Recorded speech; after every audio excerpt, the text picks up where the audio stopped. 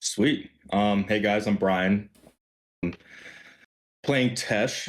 I am up here in Utah, Salt Lake City, a little bit west of Salt Lake, but I'm an engineer working at a local mine out here.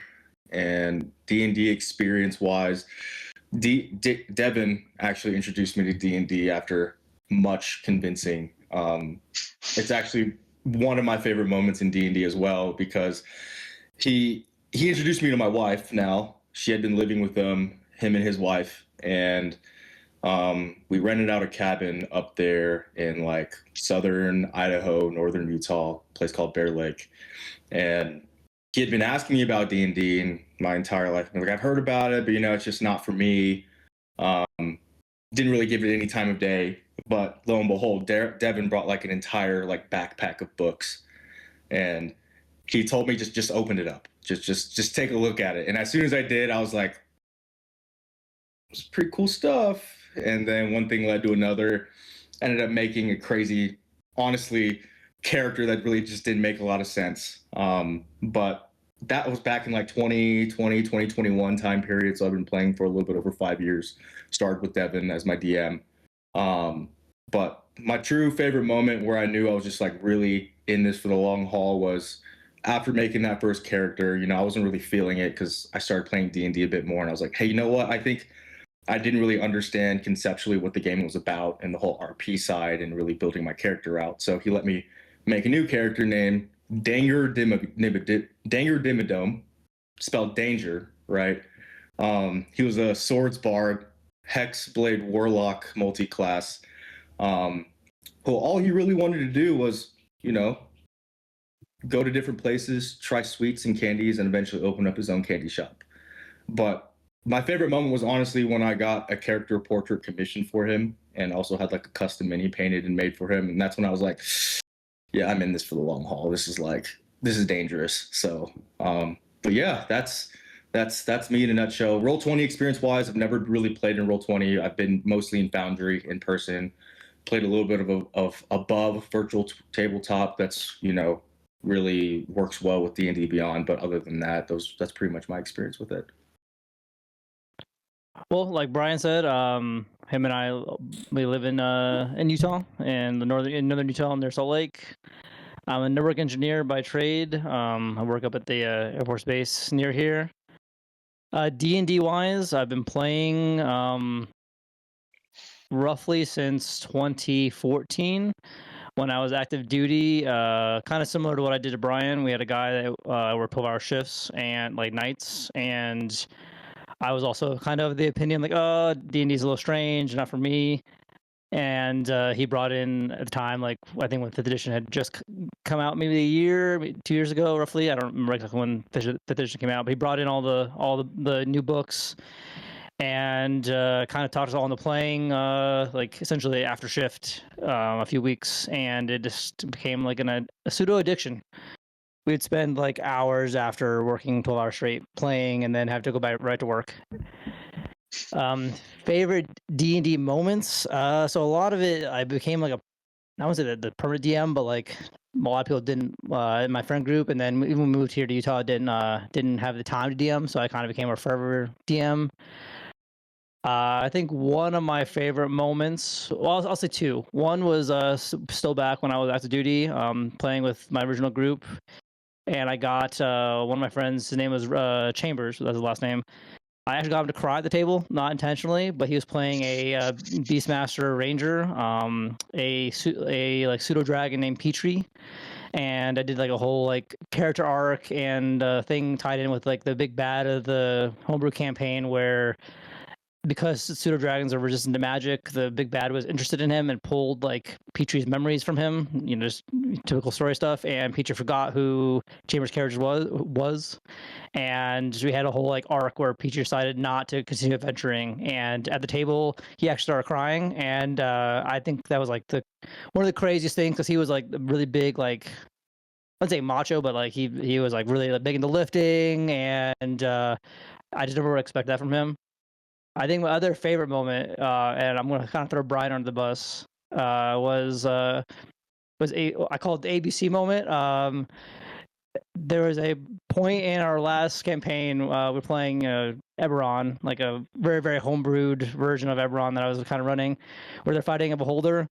And there's a point when the beholder is brought down, I think one or two of the party members, and his goal wasn't to actually kill them all. So he speaks to Brian to Danger, who is still like up, and tells him he wants to parlay. And in a moment of great character and real life clarity, Brian didn't remember what parlay meant, and he said, "I don't know what that means, but I always follow my ABCs. Always be killing."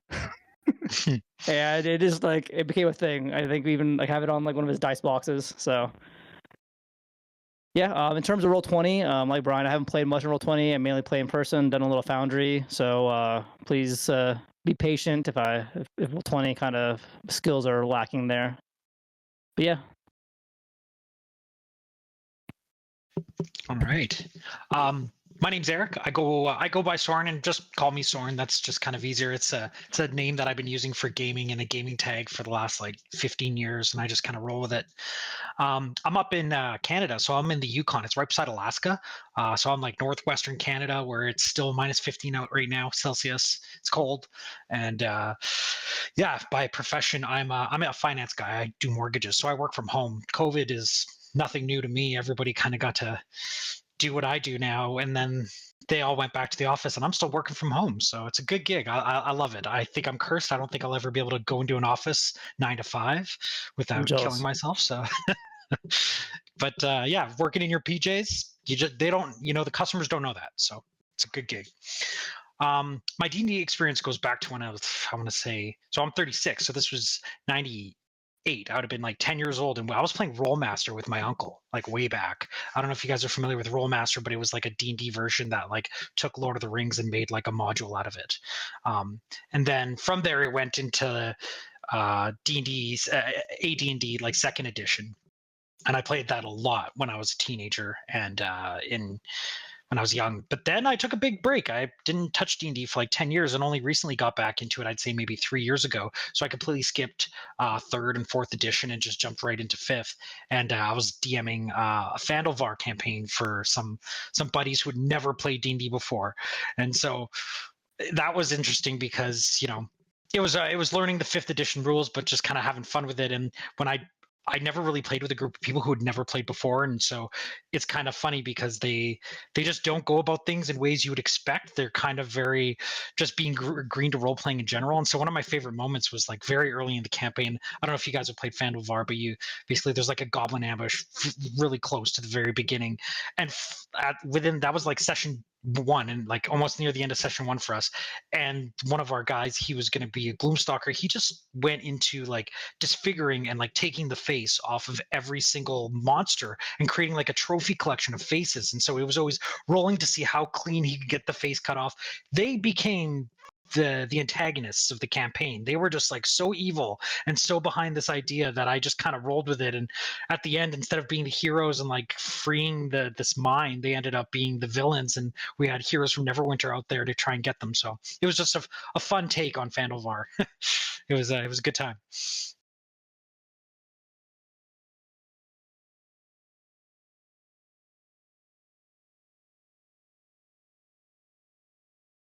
Well, there's not much to say. I grew up as an orphan in the City of Splendors and was put to work as soon as I could lift a hammer.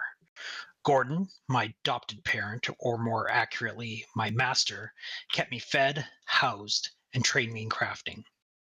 We run a shop called the Switchblade, and if you've ever wanted a small custom order for jewelry, weapons, or armor at a good price in this city, we might have had a hand in it. We run a tight ship, just the two of us. It was a good gig, but I started to feel like I was outgrowing this place. I had learned all that I could from that old jaded man, so I started training at night when I should have been resting. I dived into the shadows of Waterdeep Street, searching for a life of adventure. I tried to improve, to learn. My ambition crept into my thoughts as I worked all day, every day. I dreamed of finding a way out of the shop, of becoming a crafter worth a damn. Yesterday was different. Well, aside from Gordon busting my balls to get orders out, I saw him nervous, or maybe even scared. A client came in for a package Gordon had prepared, and a Kenku followed the client out of the shop. Something felt off, so I tailed them, but lost them in the streets. Later, I was summoned by my friend Treyarch, who works for the City Watch, along with his superior, Magistrate Puel, and one of the city mayors. They brought me to a murder scene. The client and the Kenku were lying dead, along with several others. The package was gone. Had it been taken, or simply lost in the chaos? I was asked to help unravel what had happened, but I wasn't much use. As if a few dead citizens weren't enough, I should probably mention the goblin I had to kill. On my way back from the scene to make another delivery for Gordon, I was ambushed by 2 goblins and a warg. In the city? The hell was going on? They were after the missing package. My reflexes saved me. I stabbed one goblin through the heart, threw his body off a roof. The other goblins grabbed the corpse and it fled, riding the warg. The bodies tied to this package kept piling up. What was in it? I planned to ask Gordon the next time I saw him. Today, things didn't go back to normal. I felt off. I barely slept. I crashed after sunrise and woke late in the afternoon after working through the night. There'd been a dagger left at the murder scene that I'd promised to return, but it meant something to me. I couldn't give it up. So I spent the night crafting a replica to hand over to the magistrate instead. When I woke, Gordon was nowhere to be found. He hadn't shown up that morning either. Had the last time I saw him really been yesterday morning? Had the shop been closed all day? I was going to be neck deep in shit when he got back.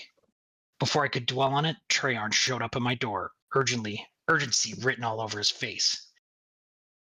"Get to the Skewered Dragon tonight," he said. The look in his eyes told me something was wrong. Was this connected to the package? And where the hell was Gordon? I muttered a prayer to Mask, grabbed my gear, and followed Treyarch out towards the tavern. My name is Tesh Tidefall.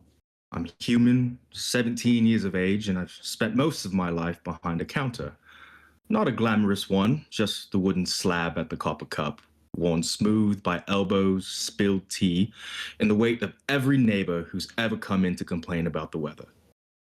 If you grew up in the North Ward, you've probably sat across from me at least once. I'm the kid with the quick hands and quicker mouth, Mara's boy others have come to know me by, the tea brewer, the one who sees things. I didn't ask for this life, and I sure as hell didn't ask for magic, but it showed up anyway, in the middle of an ordinary morning when a teapot decided gravity was optional. My mother screamed, I panicked, and the pot shattered. That's how most of my magic has gone since, a mix of instinct, terror, and trying not to break anything important. I used to watch the academy students walk past our shop with embroidered robes and smug expressions. I pretended I didn't care. I pretended a lot of things, but envy is a loud emotion, even when you bury it under sarcasm. Then one morning, an elf with moonlit bangles showed up on our doorstep and asked for tea. Noyle. She had the kind of presence that made the air feel sharper. She looked at me like he could see the weave humming under my skin, the part I so very try hard to hide, and instead of turning away, he offered to teach me. Now my days start before dawn, sweeping the stoop and brewing the first pot. My nights end with ink-stained fingers, aching muscles, and the echo of Noyle's voice correcting my stats for the 100th time. Somewhere between those two worlds, tea and spell work, home and possibility, I'm trying to figure out how I'm supposed, or who I'm supposed to become. I don't know where this path leads. I don't know why Noyle chose me or what he isn't saying. But sometimes late at night, when the shop is quiet and the city feels like it's holding its breath, I think, maybe I'm meant for something more than tea and sarcasm.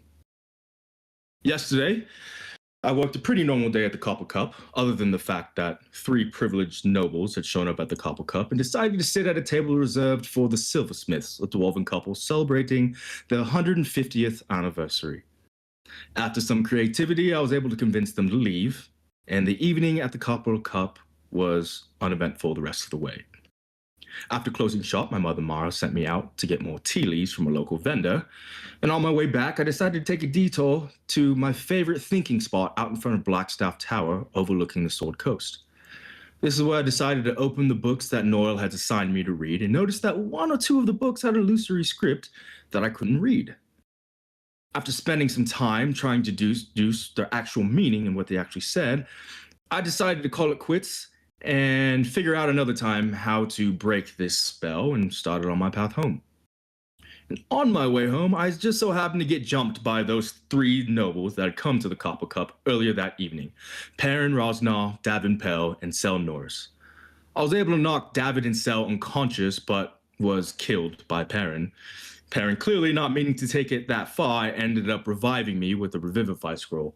And when I came to, I was alone in the same place when I had died, with Perrin and his two goons gone, only leaving behind the murder weapon, or the wand. I picked it up and decided to head home, and figured out that Perrin frequents the Skewed Dragon, where the bard Leora Valen, otherwise known as Locke, performs, and there happens to be a special performance happening the evening of tomorrow, and I intend to go there to confront Perrin and to also return his wand. My name is Rin Calder, tiefling, runner, problem solver, depending on who's asking. I was born in Waterdeep, though not in any way the city would actually remember. Officially, I didn't survive long enough to matter. That's the story my father told, and it's the one the city believed. Eric Halverton, merchant lord, a man who built his reputation on contracts, coin, and careful lies, is my father. I grew up in his house, but never as his son. I was educated, watched, and kept quiet. Something to be managed, not acknowledged. A problem with horns that didn't fit into the well-crafted story he wanted to tell the world. But that wasn't the only life I knew. There was another, the one that really mattered. Down in the the field ward, where the streets are honest and the work is real, my mother, Meg Halder, and my uncle, Garrick, keep the lantern mare standing through grit and stubbornness. That's where I learned what loyalty actually looks like, where I learned how to read people and how to keep moving, how to survive. These days, most people don't know the name Calder. They know the mayor's runner. I carry messages, solve problems here and there, move to the city where others can't or won't go. Work like this pays well enough if you don't ask too many questions, and if you're paying attention, you don't need to. It was supposed to stay that way, simple. Then something changed. I didn't make any deal. I didn't go looking for power. But the night that it mattered, when someone I cared deeply about was in danger, it found me anyway. A blade appeared in the palm of my hand. Not steel, not quite magic either. Something else. Something that felt like it had been waiting. And for just a moment, I saw it. A contract. With my father's name written clear as day, and beneath it, a blank space. It felt like something was waiting.